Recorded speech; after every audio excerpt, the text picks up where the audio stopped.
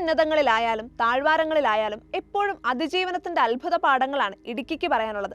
കേരളത്തിന്റെ ഊർജ്ജത്തിനായി ജലം സംഭരിച്ചു നിർത്തി വെളിച്ചം പകരുകയും കേരളത്തിന്റെ ഉന്മേഷത്തിനായി ചായത്തോട്ടങ്ങൾ പരിപാലിക്കുകയും ചെയ്യുന്ന മനോഹരമായ ഭൂപ്രദേശം. ഒരു സഹകരണ പ്രസ്ഥാനത്തിലൂടെ കോർപ്പറേറ്റുകളെ ചെറുത്തു തോൽപ്പിച്ച് കർഷകരെയും തൊഴിലാളികളെയും ചേർത്ത് നിർത്തി അതിജീവനത്തിന്റെ മറ്റൊരു വെളിച്ചം കേരളത്തിനാകെ പകർന്നു നൽകുകയാണ് ഇടുക്കി തങ്കമണി സർവീസ് സഹകരണ ബാങ്കും തങ്കമണി സഹകരണ തേയില ഫാക്ടറിയും.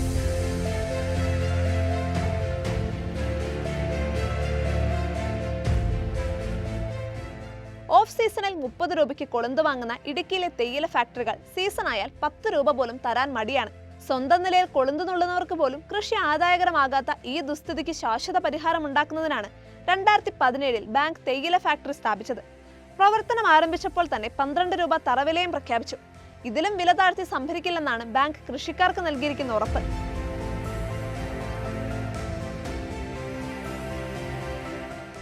കർഷകരിൽ നിന്നും ശേഖരിച്ച കൊളുന്തുകൾ ബാങ്ക് നിശ്ചയിച്ച ഏജന്റുമാരും കർഷക സംഘങ്ങൾ വഴിയും വാഹനങ്ങളിൽ ഫാക്ടറിയിലെത്തും. മോണോറെയിൽ സംവിധാനത്തിലൂടെ ചാക്കുകളിൽ കൊളുന്തുകൾ വെതറിംഗ് പ്രൊഫിലെത്തും. 15,000 കിലോ കപ്പാസിറ്റിയുള്ള പ്രൊഫാണുള്ളത്.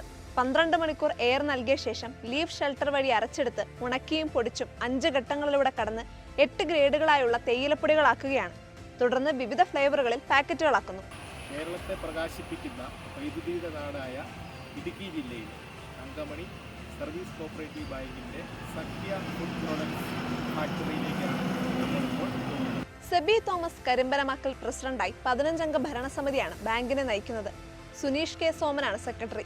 കാർഷിക മേഖലയിൽ കൂടുതൽ മൂല്യവർദ്ധിത ഉൽപ്പന്നങ്ങൾ നിർമ്മിച്ച് കർഷകരെ പരമാവധി ചൂഷണത്തിൽ നിന്നും മുക്തരാക്കാനും സാമ്പത്തികമായി സഹായിക്കാനുമുള്ള ശ്രമത്തിലാണ് ബാങ്ക്.